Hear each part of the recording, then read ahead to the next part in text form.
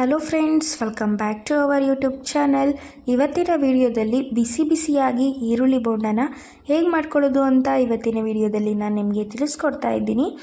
ಮೊದಲನೇದಾಗಿ ಮಾಡೋದಕ್ಕೆ ನಾನಿಲ್ಲಿ 1-2 ಕಪ್ ಆಗುವಷ್ಟು ಈರುಳ್ಳಿನ ಈ ರೀತಿ ಸ್ಲೈಸ್ ಆಗಿ ಕಟ್ ಮಾಡ್ಕೊಂಡಿದ್ದೀನಿ. ನೆಕ್ಸ್ಟ್ ನಾನು ಇದಕ್ಕೆ 1 ಕಪ್ ಆಗುವಷ್ಟು ಕಡಲೆ ಹಿಟ್ಟನ್ನು ಹಾಕ್ಕೊತಾ ಇದ್ದೀನಿ. 1/4 ಟೀ ಸ್ಪೂನಷ್ಟು ಯೆಲ್ಲೋ ಪೌಡರು, ನೆಕ್ಸ್ಟ್ 1/4 ಟೀ ಸ್ಪೂನಷ್ಟು ಜೀರಿಗೆನ ಈ ರೀತಿ ನಾನು ಕೈಯಲ್ಲೇ ಕ್ರಷ್ ಮಾಡಿಕೊಂಡು ಸೇರಿಸ್ಕೊತಾ ಇದ್ದೀನಿ. ನೆಕ್ಸ್ಟ್ ನಾನಿಲ್ಲಿ ಖಾರಕ್ಕೆ ಅಂದ್ಬಿಟ್ಟು 1/2 ಟೀ ಸ್ಪೂನಷ್ಟು ಖಾರದ ಪುಡಿನ ಹಾಕ್ಕೊತಾ ಇದ್ದೀನಿ. ನೀವು ಹಸಿಮೆಣಸಿನ್ಕಾಯಿನೂ ಹಾಕ್ಕೊಳ್ಬಹುದು, ಬಟ್ ನಾನಿಲ್ಲಿ ಖಾರದ ಪುಡಿ ಹಾಕ್ಕೊತಾ ಇದ್ದೀನಿ.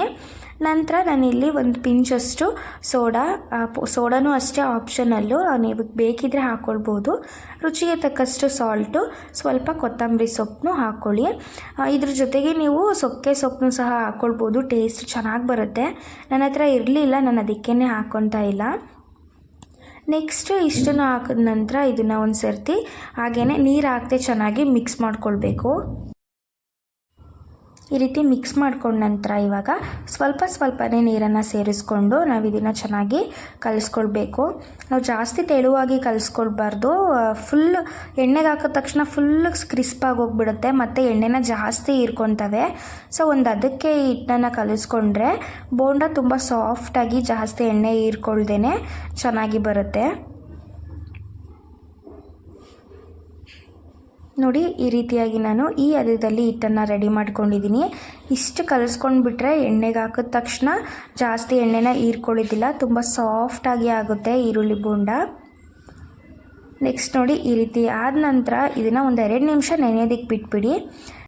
ನೆಕ್ಸ್ಟ್ ಒಂದು ಕಡಾಯಿಗೆ ಎಣ್ಣೆನ ಬಿಸಿಗೆ ಇಟ್ಕೊಂಡು ಎಣ್ಣೆ ಬಿಸಿ ಆದ ನಂತರ ಈ ರೀತಿ ಒಂದೊಂದನ್ನೇ ಹಾಕ್ತಾ ಬನ್ನಿ. ಎಣ್ಣೆಲಿ ನಾವು ಹಾಕಿದ ತಕ್ಷಣ ಬೋಂಡನ ತಿರುಗಿಸ್ಕೊಳ್ಬಾರ್ದು.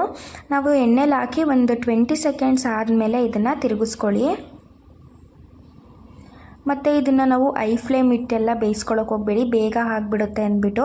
ಫುಲ್ ಮೇಲ್ಗಡೆ ಕ್ರಿಸ್ಪ್ ಆಗ್ತವೆ ಮತ್ತು ಡಾರ್ಕ್ ಕಲರ್ ಬರುತ್ತೆ, ಒಳಗಡೆ ಹಿಟ್ಟು ಹಾಗೇ ಇರುತ್ತೆ, ಬೆಂದಿರೋದಿಲ್ಲ. ಹಾಗಾಗಿ ನಾವು ಮೀಡಿಯಮ್ ಫ್ಲೇಮ್ನಲ್ಲೇ ಇದನ್ನು ಒಂದು 3 ರಿಂದ 4 ನಿಮಿಷ ಬೇಯಿಸ್ಕೊಂಡ್ರೆ ಒಳಗಡೆನೂ ಸಹ ಹಿಟ್ಟು ಚೆನ್ನಾಗಿ ಬೆಂದಿರುತ್ತೆ, ಮೇಲ್ಗಡೆನೂ ಸ್ವಲ್ಪ ಕ್ರಿಸ್ಪಾಗಿರುತ್ತೆ. ಫ್ರೆಂಡ್ಸ್, ಹೋಟೆಲ್ಗಳಲ್ಲೆಲ್ಲ ಕೊಡ್ತಾರಲ್ಲ ತಿಂಡಿ ಜೊತೆಗೆ, ಅದನ್ನು ಸಹ ಅವರು ಬೋಂಡನ ಇದೇ ರೀತಿಯಾಗಿ ಸಿಂಪಲ್ ಇಂಗ್ರೀಡಿಯೆಂಟ್ಸ್ನ ಹಾಕಿ ಟೇಸ್ಟಿಯಾಗಿ ಮಾಡಿಕೊಡ್ತಾರೆ. ಸೇಮ್ ಅವರು ಇದೇ ಥರನೇ ಮಾಡ್ತಾರೆ. ಒಂದು ಸರ್ತಿ ಟ್ರೈ ಮಾಡಿ, ಇಷ್ಟ ಆಗುತ್ತೆ ನಿಮಗೆ. ಇದನ್ನು ನಾವಿವಾಗ ಗೋಲ್ಡನ್ ಬ್ರೌನ್ ಬರೋವರೆಗೂ ಫ್ರೈ ಮಾಡ್ಕೊಳ್ಬೇಕು. ನೋಡಿ, ಈ ರೀತಿ ಗೋಲ್ಡನ್ ಬ್ರೌನ್ ಬಂದ ನಂತರ ನಮಗೆ ಬೋಂಡ ರೆಡಿಯಾಗಿರುತ್ತೆ. ಇವಾಗ ಇದನ್ನು ಒಂದು ಪ್ಲೇಟ್ನಲ್ಲಿ ಟಿಶ್ಯೂನ ಹಾಕಿಬಿಟ್ಟು ಅದಕ್ಕೆ ಈ ಬೋಂಡನ ಹಾಕ್ಕೊಳ್ಳಿ. ಎಕ್ಸ್ಟ್ರಾ ಆಯಿಲ್ ಏನಾದರೂ ಇದ್ದರೆ ಅದು ಡ್ರೈ ಆಗುತ್ತೆ, ಅದಕ್ಕೋಸ್ಕರ. ನೆಕ್ಸ್ಟ್ ಇದೇ ರೀತಿಯಾಗಿ ಉಳಿದಿರುವಂತಹ ಹಿಟ್ಟನ್ನು ಸಹ ನೀವು ಇದೇ ರೀತಿ ಎಣ್ಣೆಯಲ್ಲಿ ಡೀಪ್ ಫ್ರೈ ಮಾಡ್ಕೊಳ್ಳಿ. ಫ್ರೆಂಡ್ಸ್, ನೋಡಿದ್ರಲ್ಲ, ತುಂಬಾ ಸಾಫ್ಟಾಗಿ ಟೇಸ್ಟಿಯಾಗಿ ಇರುವಂತಹ ಈರುಳ್ಳಿ ಬೋಂಡನ ಹೇಗೆ ಮಾಡ್ಕೊಳ್ಳೋದು ಅಂತ ತಿಳಿಸ್ಕೊಟ್ಟಿದ್ದೀನಿ. ಈ ರೆಸಿಪಿ ಇಷ್ಟ ಆಗಿದರೆ ಲೈಕ್, ಕಮೆಂಟ್, ಶೇರ್ ಮಾಡಿ. ಹಾಗೆಯೇ ನನ್ನ ಚಾನಲ್ಗೆ ಸಬ್ಸ್ಕ್ರೈಬ್ ಆಗಿ.